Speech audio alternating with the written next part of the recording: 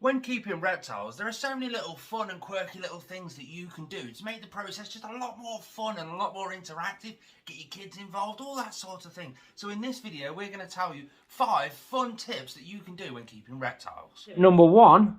This one's quite a fun one. You know your romaine lettuce? If you've got an animal that eats romaine lettuce. Like me, I have my Ultron, which is a tortoise, a Horsfield tortoise. I also have a bearded dragon, so this tip is absolutely amazing. I love this one because it really gets your kids interactive with it. See that little piece there? Normally, I just sort of throw it away. Well, if you get a cup of water, that's it, just a cup of water, and drop that in there, make sure the water comes up about halfway up that little heart, I call it. Just drop it in and leave it for a week. After about a week, it starts looking something like this. I mean, it's just a glass of water with the romaine heart, and it starts growing out the top. And it only takes around about a week or so to get that much on top of the actual heart. Make sure when you've done it, you put it somewhere nice and light so that the light can get to it, which will help it grow. Somewhere where the kids can always see it, and they have a great little time. Look at that. The next one is to do with bioactive setups. Now, if you know us here on Northern Exotics, we've got the majority of our setups all bioactive.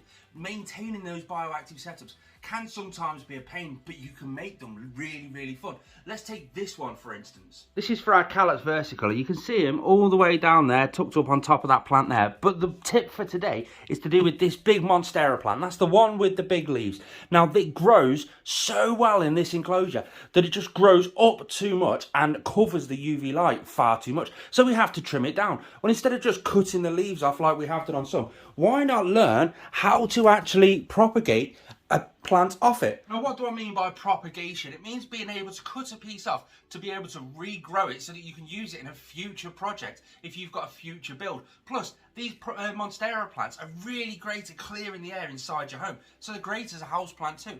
But if they get too close to the UV light, they start going black. That's a brand new leaf, not actually unraveled yet, and so is that one there. And they've caught the UV light and they've burnt them. If you cut them off, this is specific for Monstera plants. Some other plants may be different to be able to regrow them, because you can't just cut them off, stick them in a pot and expect them to grow. It doesn't work like that. This has got a nude. You can see that piece just there where it actually, there's like a nude knot there, there's a join there.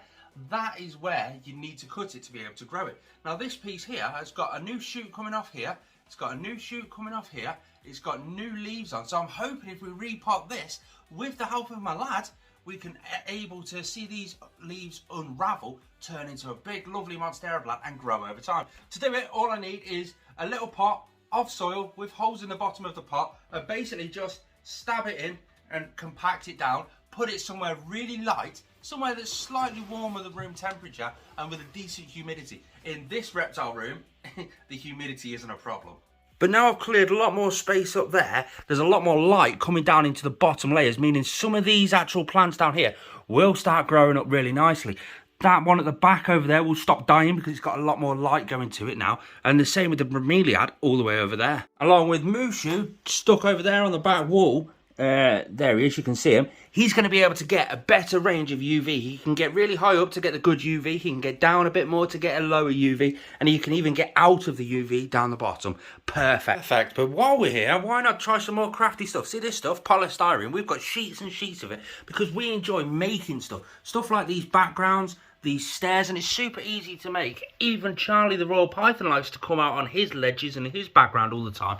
It's super easy to make. You can make backgrounds, water bowls, ledges, mounds. You can do absolutely anything with it. We just get loads of this and just sort of stack it on top of each other with silicone. We get some heat, and that heat just sort of carves it into a specific shape. If it's going in a hot enclosure, you want to cover it with tile grout, plaster, anything like that. Make it really sturdy. If it's going to have a lot of traffic, like Diego here likes walking all over it, give it a couple of layers just to make it that little bit more durable. And it really does last really long. Let's just say that. We cover it then in acrylic paint. Acrylic paint mainly, and sometimes you can seal it, sometimes you don't need to. Acrylic paint is safe once it's cured to go into any enclosure you can think possible. And that piece there is 6 years old. You can see how it's a bit battered and a bit bruised. That's just come out of Diego's old enclosure. But as an example, that's how long they can last.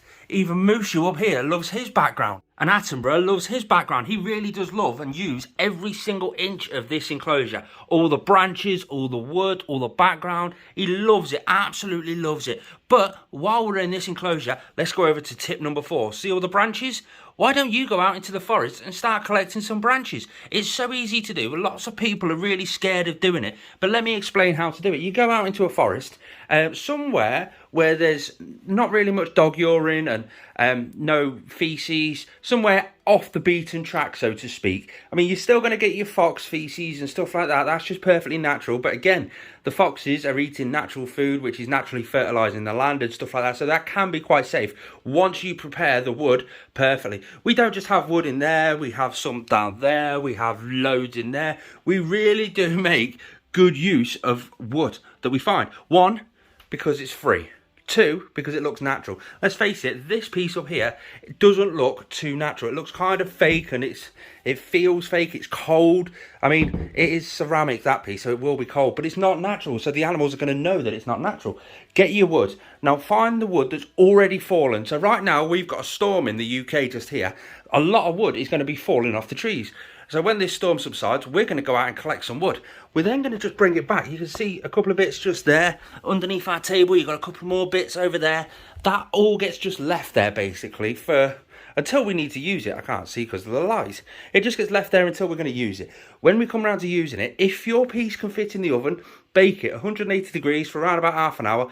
That will kill anything that's inside it that's bad bacteria. If you're just leaving your wood just lying around the side, over time you will see whether or not there is actually bad bacteria in there. It will start growing, and if something does grow, just get rid of it. You can stick it in the bath if it's a big piece and leave it there for a few days. It will absorb the water, drown all the stuff that's in there, leave it to dry out for a few weeks, and then that'll be perfect to go in there. There's loads of ways you can do it. If it'll fit in the freezer, stick it in the freezer for a few days. Just kill anything that's on it, and then you can use it inside your enclosures. You can get stuff like a wire brush to clean the logs, but I love all the lycra and stuff like that that's actually on the wood.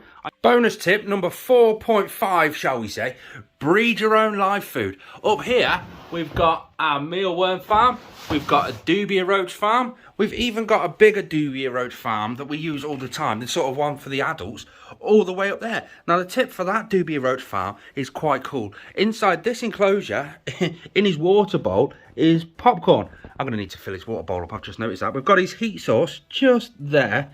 You can't really, there you go, his heat source is just there. Heat rises and goes through the top of the enclosure, heating up that enclosure along with pink snake, tuna, other snake, iguana, dubia roach colony. It's super easy to breed dubia roaches and mealworms and all that sort of stuff. Me and my lad do it all the time. He loves coming here to be able to feed all the animals, including the dubia roaches. It's something that he loves. Every time he sees a baby of dubia roach, oh, you may be squeamish about dubia roaches. The kids absolutely love them. I've got loads of videos on this channel about how to breed dubia roaches, how to breed mealworms, superworms, locusts. I'll leave the playlist up there right now. Let's go over to the last tip. Tip number 5. This is the most important tip. Subscribe to the YouTube channel, solely because we cover this sort of stuff. How to build all these, how to care for all these, how to do money saving tips all the time. Subscribe. Make sure you like as well.